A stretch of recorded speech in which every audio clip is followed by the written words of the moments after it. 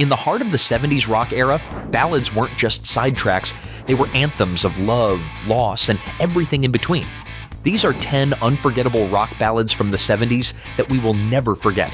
Songs that stirred emotions, defined moments, and still echo decades later. Let's start with the one that changed everything.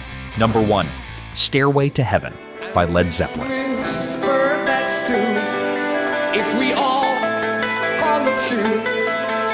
In late 1970, deep in the countryside of Wales, Led Zeppelin entered Headley Grange, a crumbling old Victorian house turned recording retreat. It was there, in front of a roaring fireplace, that Jimmy Page and Robert Plant began writing what would become the most iconic rock ballad of all time.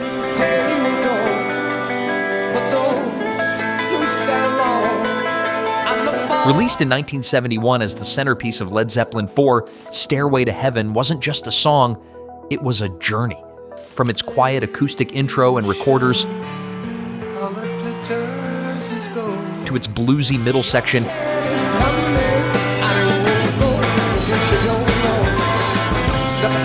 and finally to its soaring, electrified climax, the track felt like an emotional ascent. Plant's lyrics came in a stream of inspiration, scribbled quickly as Page strummed the delicate opening chords. He later admitted he didn't fully understand the meaning of what he had written, but that it felt right, as if the song had already existed somewhere, and he was just capturing it.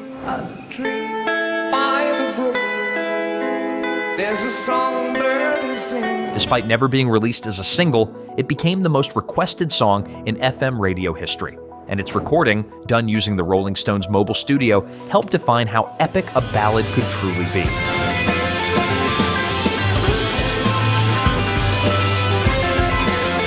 Fun fact, John Paul Jones played the haunting intro on a wooden recorder, not a synthesizer, giving it that medieval, almost ghostly air.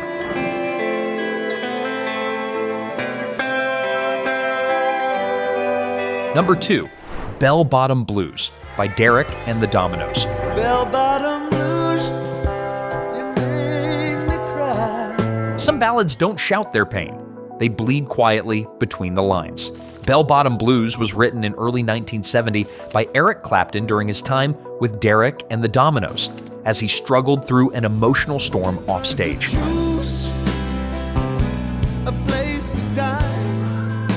The song was born out of his unrequited love for Pattie Boyd, the same muse who inspired Layla.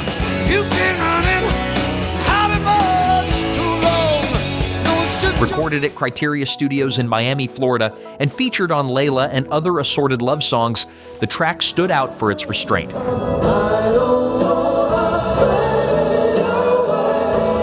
Clapton's guitar was raw and aching, but it never overshadowed his voice, fragile, pleading, and painfully honest.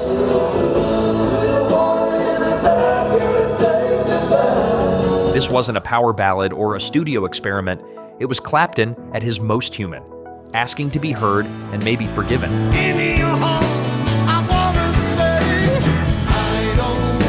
Fun fact, the band's entire lineup was in disarray during the recording, with sessions marred by drug use and internal tension. Yet somehow, Bell Bottom Blues came out clean, like a confession no one dared interrupt.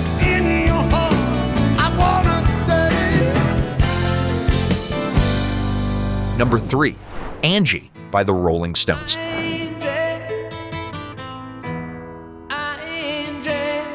In 1973, the Rolling Stones weren't known for being soft.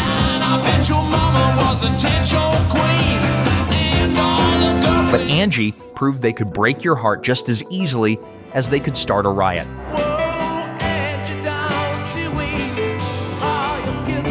Recorded at Dynamic Sound Studios in Kingston, Jamaica, and released on the album Goat's Head Soup, Angie was a sharp left turn, a piano-led ballad wrapped in weariness and regret. Angie, I still love you, baby. Mick Jagger's vocals were unusually fragile, drifting between apology and resignation. When will those clouds all disappear?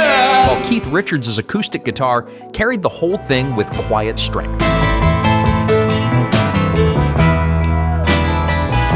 Though though fans speculated endlessly, was it about David Bowie's wife? About Marianne Faithfull? Richards later said the name Angie came from his newborn daughter. The truth mattered less than the emotion behind it. I hate the sadness in your eyes. Number 4, Dream On by Aerosmith.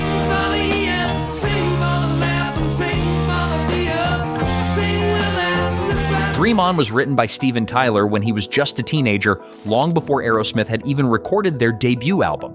But it wasn't until 1972, inside the cold halls of Intermedia Sound in Boston, that the band finally laid it down, building a slow, emotional swell that would eventually become their signature.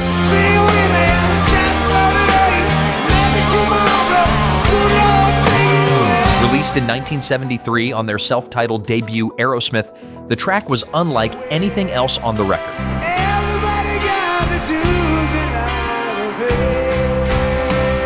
A brooding minor key ballad that built into a wailing climax.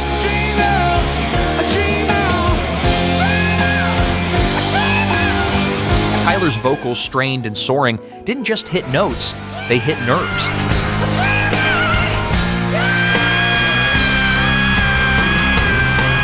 His voice cracked not from inexperience, but because he was pushing it past its limits, chasing something real.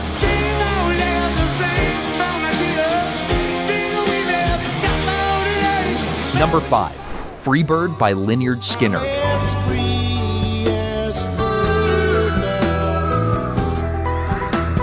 Written by Alan Collins and Ronnie Van Zant, the track begins as a tender farewell and slowly builds into one of the most iconic guitar finales in rock history. The lyrics were inspired by a real conversation. Van Zant's answer to a girlfriend who asked why he wouldn't settle down. If I stay with you, girl. That vulnerability, paired with Collins' soaring guitar lines, gave the song its raw emotional power. 'Cause I'm as free as bird. The second half turned it into something else entirely. A freewheeling, electrified storm of dual guitars that defined their live shows and etched the song into rock history.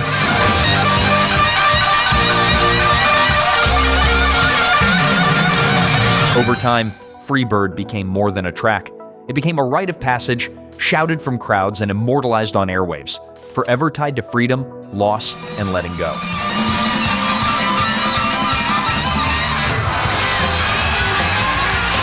We're already halfway through this list, so I want to know from you. Which of these ballads takes you straight back? Drop your favorites and your best memories in the comments.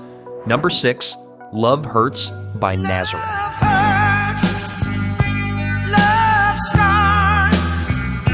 No song in the 70s made heartbreak sound more painful. It was first recorded by the Everly Brothers,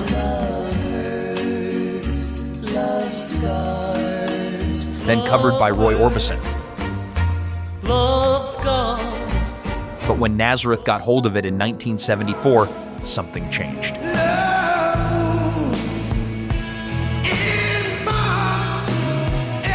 They slowed it down, turned up the distortion, and let Dan McCafferty's ragged voice tear through every word.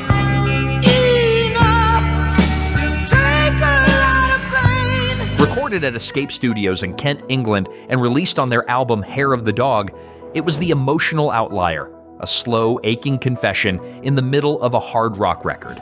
But it hit like nothing else. McCafferty didn't just sing the lyrics, he lived them.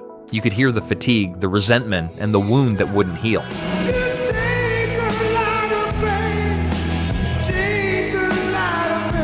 Incredibly, the track never reached the top of the charts in the UK. But in Norway, it spent a staggering 60 weeks on the charts.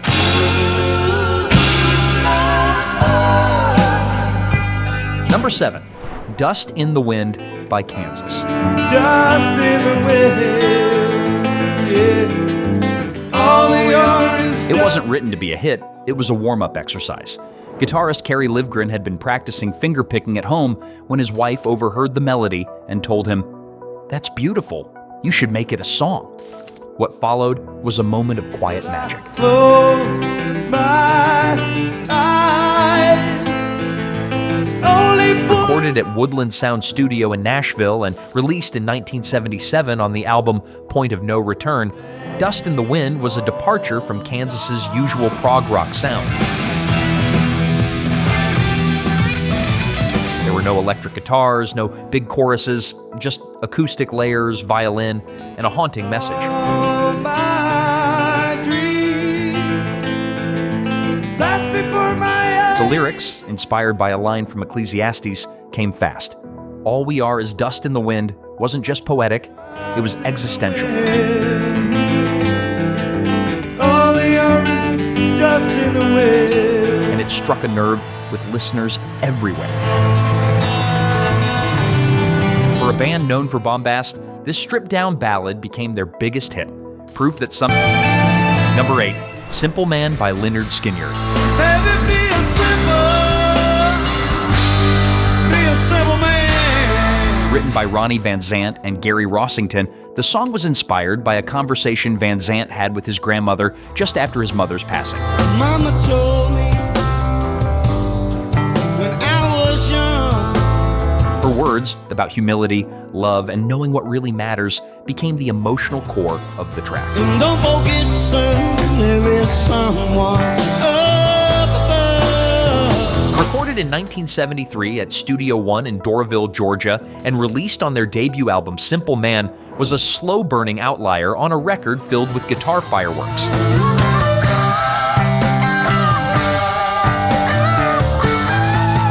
But its stripped-down power and message of grounded wisdom made it one of their most enduring songs. Be a simple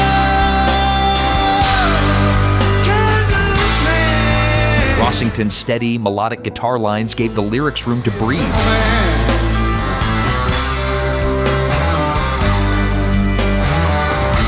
Then Van Zant's delivery was raw but never forced, more like someone passing down advice than performing. Forget your lust for the rich man's gold.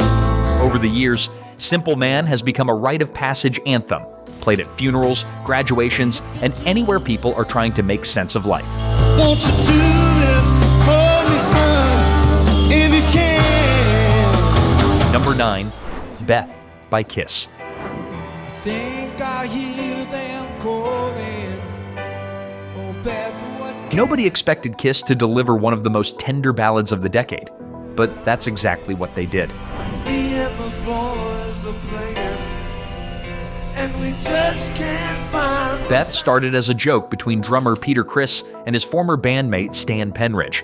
It was originally a song about an annoyed bandmate's wife constantly calling during rehearsals, but when Criss brought it into the Kiss universe, it took on a new emotional I life. hear you calling, but I can't come on right now. Recorded at the record plant in New York City and released in 1976 on the album Destroyer, Beth featured no guitars, no pounding drums, just piano, strings, and Chris's unexpectedly vulnerable vocals. Just a few more hours, and I'll be right home to you. It was a love letter from the road, exhausted, apologetic, and quietly sincere. I hear them calling. Oh, Beth, what can I do? Producer Bob Ezrin pushed the band to take the risk, and it paid off.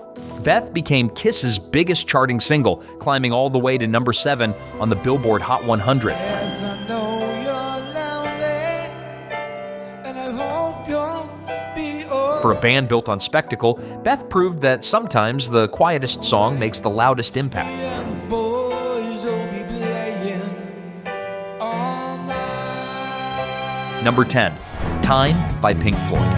Tired of lying in the sunshine, staying home to watch. Most ballads are about love, loss, or longing.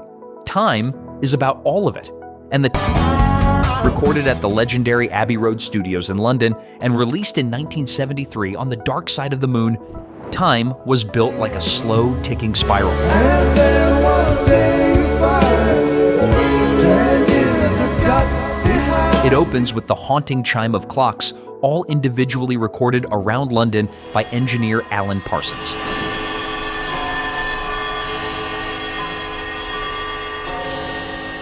Then comes Nick Mason's echoing drum before David Gilmour's voice cuts through with weary truth. Taking away the moments that make up a dull day.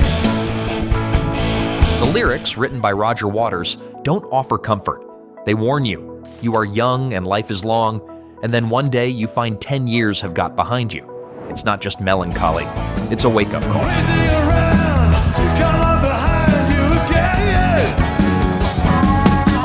Gilmour's guitar solo, soaked in delay and desperation, remains one of the most emotionally devastating in rock history.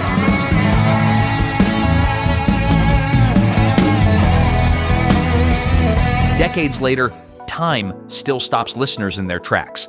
Not because it's dramatic, but because it's honest. It doesn't ask you to cry. It asks you to reflect before it's too late. Sun is the same in a relative way, but you're older. That's 10 rock ballads we'll never forget. And somehow, they still hit just as hard. If you're in the mood for something louder, don't miss 10 rock songs from 1987 we'll never forget. More anthems, more attitude, and a whole new wave of memories.